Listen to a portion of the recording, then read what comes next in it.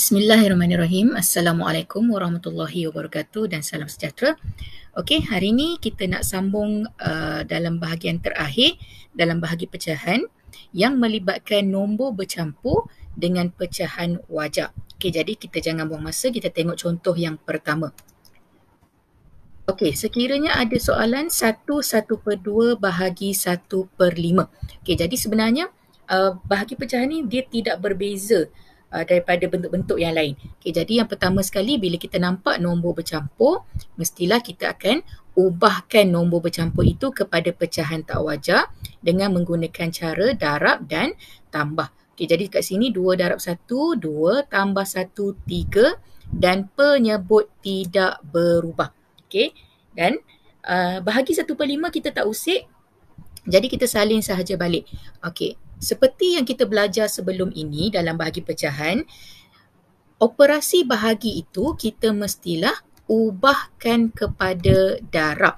Dan apabila kita ubah operasi, pecahan yang kedua, yang kat belakang ni kita mesti songsangkan ataupun terbalikkan. Maksudnya penyebut akan jadi pengangka dan pengangka akan jadi penyebut.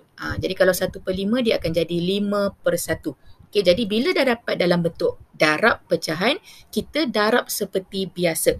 Okey, jadi kamu boleh tengoklah video cikgu yang berkaitan dengan tajuk darab pecahan. Okey, jadi dekat sini kita akan mendapat 15/2 dan bila jawapan kita dalam bentuk pecahan tak wajar, mesti kita kena ubahkan kepada bentuk nombor bercampur. Okey, jadi kamu tengoklah apa cara yang paling kamu selesa untuk tukarkan pecahan tak wajar kepada nombor bercampur, sebab jawapan dia akan dapat yang sama juga. Okey, jadi kita akan dapat 7/1/2. Okey, untuk 1/1/4 bahagi 3/7. Right, sama sahaja. Bila kita jumpa ataupun kita nampak nombor bercampur, kita ubah dulu menjadi pecahan tak wajar. Okey, kemudian untuk operasi bahagi, kita akan ubah menjadi darab dan pecahan yang kedua kita songsangkan ataupun kita terbalikkan. Jadi dekat sini kita tengoklah, kalau dalam darab pecahan ni ada yang boleh kita mudahkan siap-siap. Okey, jadi kalau tak boleh, maksudnya kita cuma darablah pengangka dengan pengangka, kemudian penyebut dengan penyebut. Okey, jadi kat sini kita dapat 35/12 dan sekali lagi kalau jawapan dalam pecahan tak wajar, kita ubahkan menjadi nombor bercampur. Okey, jadi jawapan akhir kita 2/11/12. Alright, next. 2/78 bahagi 1/4. Okey, jadi perkara pertama, kita ubah dulu nombor bercampur menjadi pecahan tak wajar. Okey, kemudian kita nampak operasi bahagi, kita mesti ubahkan kepada darab dan pecahan yang kedua 1/4 ni kita songsangkan menjadi 4/1. Okey, jadi kat sini kalau kamu tengok 4 dengan 8 kita boleh mansuhkan ataupun kita boleh mudahkan siap-siap. Okey, menggunakan sifir 4. Okey, jadi 4 akan jadi 1, 8 bahagi 4 akan jadi 2. Okey, dekat sini kita akan dapat 23/2 dan kita ubah menjadi nombor bercampur 11/1/2. Okey, seterusnya, lagi satu contoh, kita cuba tengok 3/7 bahagi 9/10. Okey, jadi langkah pertama, bila kita nampak nombor bercampur, kita akan ubahkan kepada pecahan tak wajar.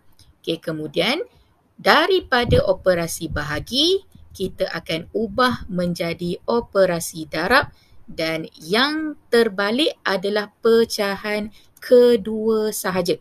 Kalau kamu tengok daripada contoh-contoh tadi pun, pecahan yang pertama yang kat depan ni masih lagi sama. Cuma kita ubah je lah. Contoh kalau macam tadi nombor bercampur, kita ubahkan jadi pecahan tak wajar. Okay, jadi yang kena terbalik ataupun yang kena songsangkan adalah pecahan yang kedua sahaja. Okay, jadi 9/10 akan jadi 10/9 dan dekat sini kita tengok mana yang boleh kita mansuhkan ataupun mana yang boleh kita mudahkan siap-siap. Okay, jadi dekat sini cikgu nampak 9 dengan 24 kita boleh bahagi dengan sifir 3. Okey, jadi 9 akan jadi 3, 24 akan jadi 8. So dekat sini kita akan dapat 80/63. Kemudian kita tukarkan pecahan tak wajar ni kepada nombor bercampur 1/17/63. Okey, selesai tajuk hari ini. Jadi ini adalah bahagian terakhir dalam bahagi pecahan. Okey, jadi dalam bahagi pecahan ada banyak bentuk. Kita ada nombor bercampur boleh, kita ada pecahan tak wajar, kita ada nombor bulat.